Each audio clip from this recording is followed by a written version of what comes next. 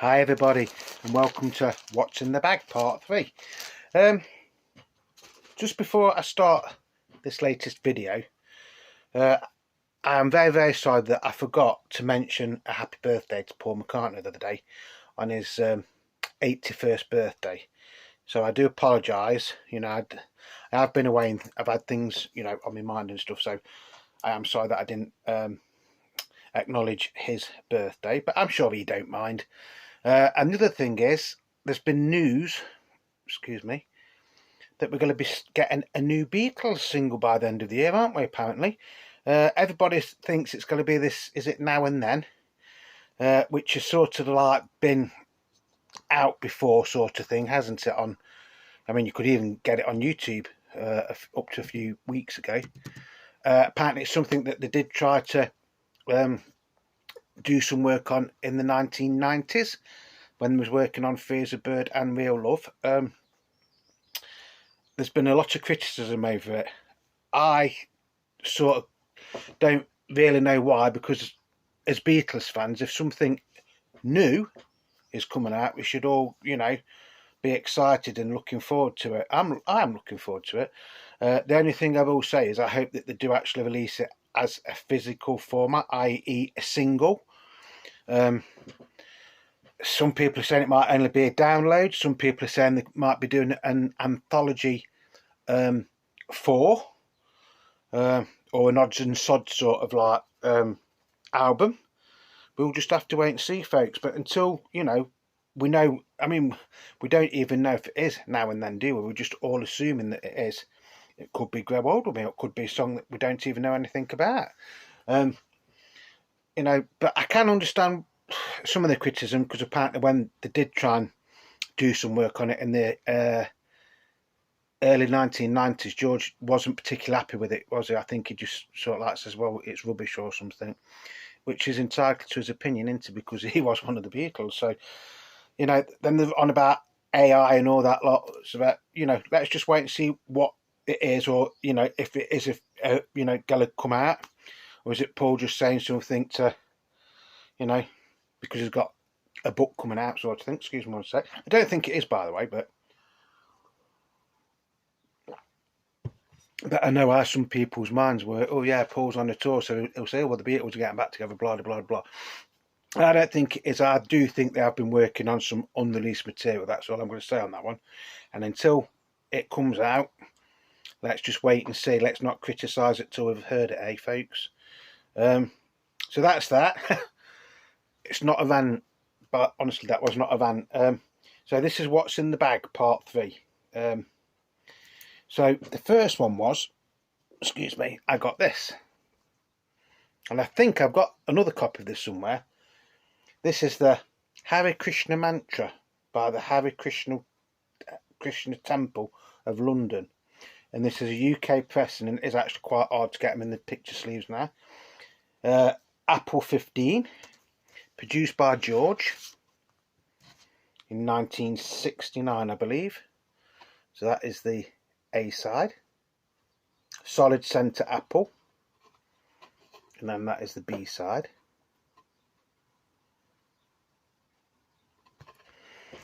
Like I say, it's not impossible to get in the picture sleeve, but because these didn't really weren't great sellers when they came out, they are getting quite scarce nowadays. So that's the first one. And I think I paid £3 or something for that.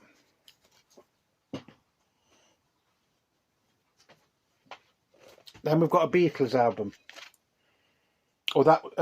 This was from the Beatles shop down the bottom of Matthew Street, if you ever go to Liverpool.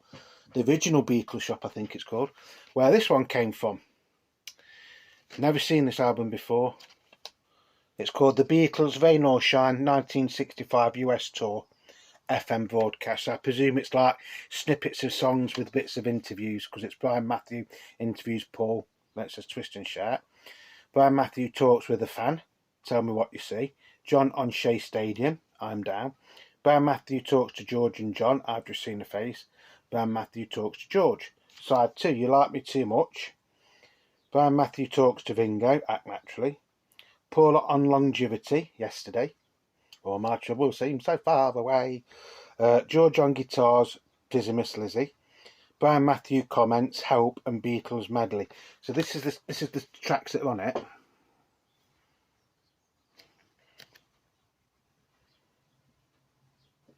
I will apologise about the lighting in this room today because it's gone very, very dull in the UK.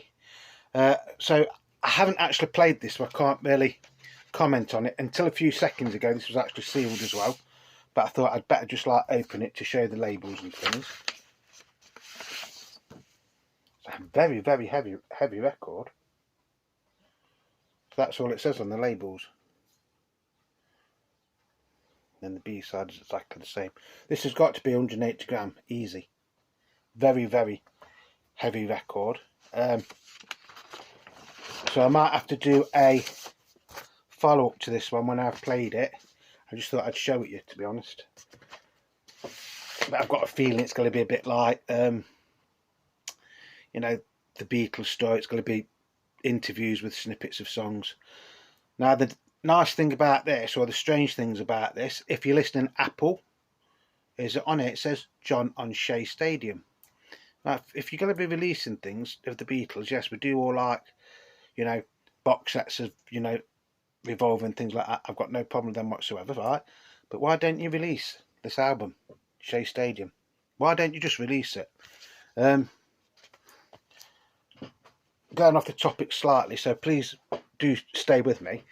A few months ago, well, just after Christmas, I actually watched the Shea Stadium concert on YouTube. And it was just the concert bit, but just featured the Beatles. You know, there wasn't the build-up to it, it was just the Beatles. Now, on that video, or that concert, or that film, or whatever you want to call it, it actually showed the Beatles sort of at their peak, touring. Yes, I know they couldn't really hear themselves, but John and George were having the time of their lives, honestly.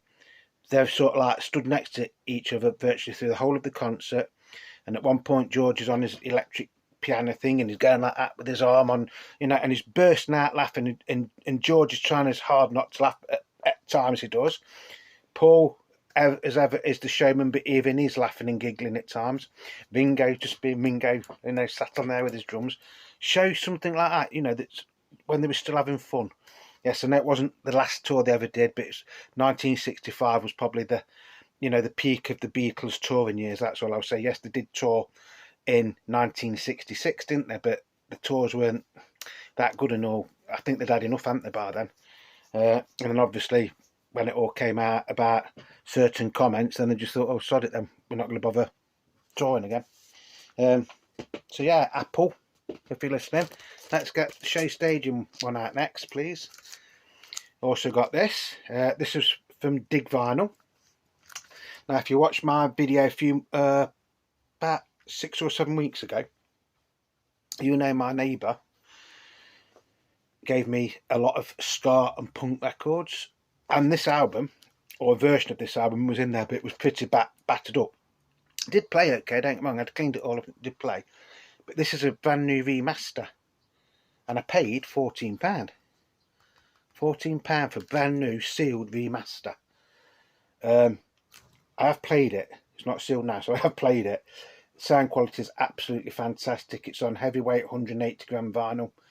It's got new liner notes from members of the band.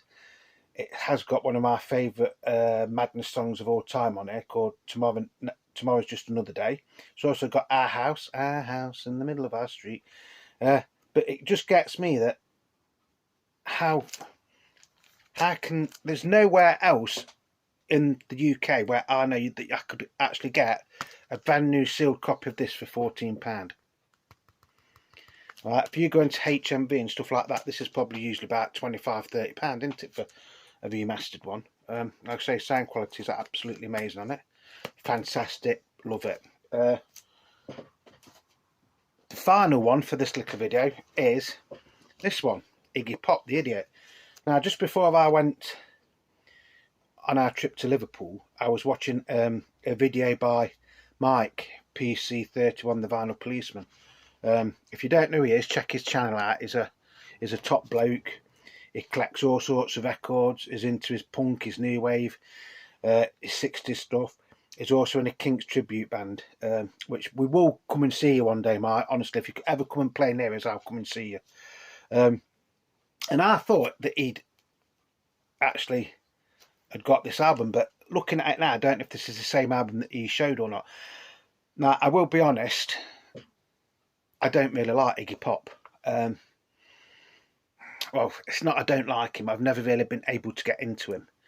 I have got a couple of his singles, like, is it Real Wild Child and things like that, and I've got CDs with The Passenger and things like that, and I actually thought The Passenger was on this, but it's not.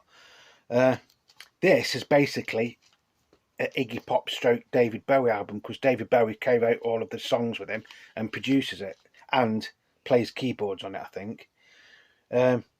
So you've got Sister Midnight, Night Clubbing, Fun Time. That seems to ring a bell, Fun Time, for some reason. Baby. Then you've got an early version of China Girl, which of course Bowie didn't do till 1983, did he? Dum Dum Boys, Tiny Girls, and Mass Production. Like Mass Production, you could imagine that being on something like Diamond Dogs, couldn't you, with a title like that? Now, the funny thing, this again, I bought this brand new from Dig Vinyl on Bold Street, but then on here it says exclusive to HMV, limited to one per customer. So was this like a record day thing or something from a few years ago? I don't know. Limited edition silver vinyl, and I paid. I think I paid £20 or £25 for this. So hopefully this will sort of like start to get me into David Bowie, Iggy Pop a bit more. I haven't played it. I've just opened it literally just before I did this video. I thought I will open it just to see what it's like. Well, this is on a weird label. All right. So on side one, you've got 5 songs. So I should imagine that originally this was on RCA, wasn't it, this one? So it just says Iggy Pop the Idiot, and then it says UMC, Universal Music Group, is it, or something, Corporation. So you get Sister Midnight, Night Clubbing, Fun Time Baby, and China Girl. They're all on side one. Like a Marbly Effect Grey. Do like it. I think it's a smashing looking album. There's side 2, you've got Dum Dum Boys, Tiny Girls, and Mass Production. Bear with 1 second, folks. So I'm trying to light my room, but it's not doing a lot, is it? So that is side 2. Yeah. I am ashamed to say it, because I know that as a serious record collector, I should be into people like Iggy Pop and Bob Dylan. I did get a Bob Dylan CD a few weeks ago, and I've actually played it a couple of times, and you know, the songs that are on that I do like, but most of them I knew anyway, if that makes sense. And so I've got a couple of Iggy Pop songs on CDs and things like that.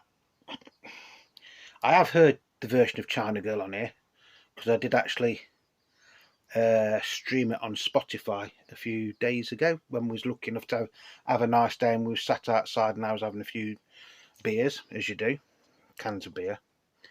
So I'm hoping that this will change my mind and actually start to make me not necessarily like him, appreciate him, should I say. I mean, he was a very clever chap in a lot of ways, wasn't he? He's sort of like the grandfather of punk, wasn't he? Or, you know, but from the 60s sort of thing. Yes, he was a bit of an idiot at times. And I seem to remember a few years ago he was doing adverts in the UK for either life insurance or car insurance, or some sort of car insurance, and he was like taking the mickey out of himself. So I think I think he has calmed down a lot from what he used to be. Yeah, you know, it's nice to have a record, you know, a whole LP by him at long last. Whether I like it or not, I don't know. I think I will, because of the David Bowie connection more than anything. You know, so So when I've played this, I will do another video and tell you what I think of this. Fingers crossed, I'm going to like it. But here in the UK, to people of my sort of age, people like Iggy Pop and to a certain extent even Bob Dylan, they're a bit like Marmite. I don't know if you know what Marmite is in America and other places, but Marmite is like the stuff that you put on toast. Some people love it, some people don't. So I think, you know, with Iggy Pop and, like I said, to a certain extent Bob Dylan, you either like them or you don't. I wouldn't say that I'm the greatest fans of Bob Dylan or Iggy Pop. I can appreciate them for, you know, the songwriting and the musicianship and things like that. And especially like Bob Dylan, who wrote a hell of a lot of songs for other people, especially in the UK. A lot of songs that came out, like Manfred Mann and people like that, people didn't necessarily know that they were written by Bob Dylan. He didn't write them specifically for them. But you know, that I think he was sort of became more known as a sort of like a singer-songwriter for writing hits for the people until the connection with the Beatles, you know, when they all met up. But yeah, so I hope you've enjoyed my little finds there. Nothing out of the ordinary really, is they? I do think this is a bit weird though, how it says that limited to one per customer, exclusive only at HMV. So, you know, was this a record store day thing from a few years ago? When did it come out? Don't actually say, does it? Because originally this would have been on RCA, wouldn't it? In 1977. But there's nothing on here that actually says when this did come out. It doesn't say it on the label, does it? No. So there you go, folks. I hope you're all well and dandy out there in YouTube land, Beatles world, record collectors and the VC.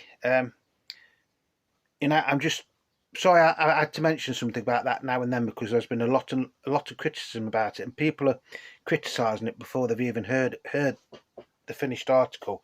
So if you know, till it's out, or you know, we get a release of it or a snippet of it officially from Apple, keep your minds open, folks. Don't think it's going to be a load of crap. I mean, it might be, but until we hear it, we should be thanking Apple for doing something that we all want, which is to release songs that aren't just the same things over and over and over and over and over again. Does that make sense to you all? You know, so we'll have to wait and see on that one. So the jury's out till we hear it. That's all I'm going to say. I think it'll sound good, and if they bring it out on a single, I think that will be the selling point of it, to be honest, because I should imagine they'll make it so it's a limited edition, so you have to pay over the odds to get it. I mean, I hope they don't. I hope that they just do release it as a single. But having said that, how much is a single nowadays? I mean, can you still buy singles? Can you go into like a record shop and buy a brand new single? I don't know. I don't seem to think there's that many in the UK. I think a lot of them are just done as like limited editions, aren't they now? Because it's all done downloaded, isn't it? But anyway, I hope you've all enjoyed this video. If you want to leave me any comments about anything that we've discussed on this little video, please feel free. If you've liked my video, leave me a thumbs up. If you're not subscribed, by the way, and you like my video, think about subscribing. If you've watched this video and you don't like it, watch another one.